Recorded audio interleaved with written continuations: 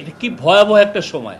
তো এই সময়টাকে আমরা খুবই মেটিকুলাসলি আমরা এইটাকে রিসার্চের মাধ্যমে রাখব।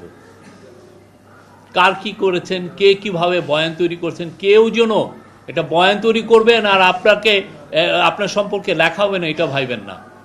প্রত্যেকটা জিনিস ওয়েল ডকুমেন্টেড থাকবে। আমাদের আগের জেনারেশন আমরা এটা ফেল করেছি।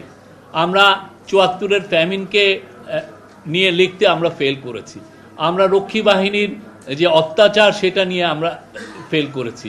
আমাদের এর আগে প্রচুর সমস্যা হয়েছে, প্রচুর আমাদের ফেলুর ছিল আমাদের যে রাষ্ট্র হিসাবে। প্রত্যেকটা জায়গায় আমরা এই ডকুমেন্টেশনে ফেল করেছি। আমরা এইবার জন্য ফেল না করি। কেন আমরা ফেল করব, মানে কেন আমাদের ফেল করতে, আমরা যাতে ফেল না করি এটার মূল কারণ হচ্ছে আমরা চাই আমাদের ফিউচার জেনারেশন যাতে আমরা যেটা ফেস করেছি সেটা যেন ওরা ফেস না করে। বাংলাদেশে যাতে এই রকমের স্বৈরতান্ত্রিক একটা স্বৈরতন্ত্রকে লেজিটিমাইজ করার যে বয়ান সেটা যেন আর জীবনে তৈরি না হয়।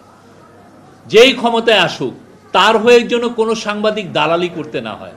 এবং এই জন্য আমরা বারবার বলছি যে আমাদের ভুল ত্রুটি থাকলে এই গভর্নমেন্ট একটা এক্সাম্পল সেট করতে চাচ্ছে। আপনি আমার মিস্টেক থাকলে, আমার ভুল ত্রুটি থাকলে, আমার অন্যায় থাকলে আপনি জোর গলায় বলেন, জোর কলমে লেখেন, আমাদেরকে দেখিয়ে দেন যে না আপনার এখানে ভুল হচ্ছে। সাংবাদিকতা এটা হওয়া উচিত।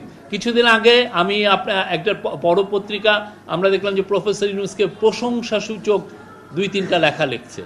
আমরা তাকে ফোন দিয়ে বলছি ভাই এটা লেখার দরকার নাই, আপনি আমার গঠনমূলক সমালোচনা করেন, এই প্রশংসা করার তো দরকার নাই। আমরা চাই আপনারা এই প্রত্যেকটা বিষয় আপনারা তুলে ধরেন। বাংলাদেশের স্বাধীন সাংবাদিকতার খুবই একটা ইম্পর্টেন্ট সময় যাচ্ছে। আমরা বাংলাদেশকে নতুনভাবে গড়তে চাই।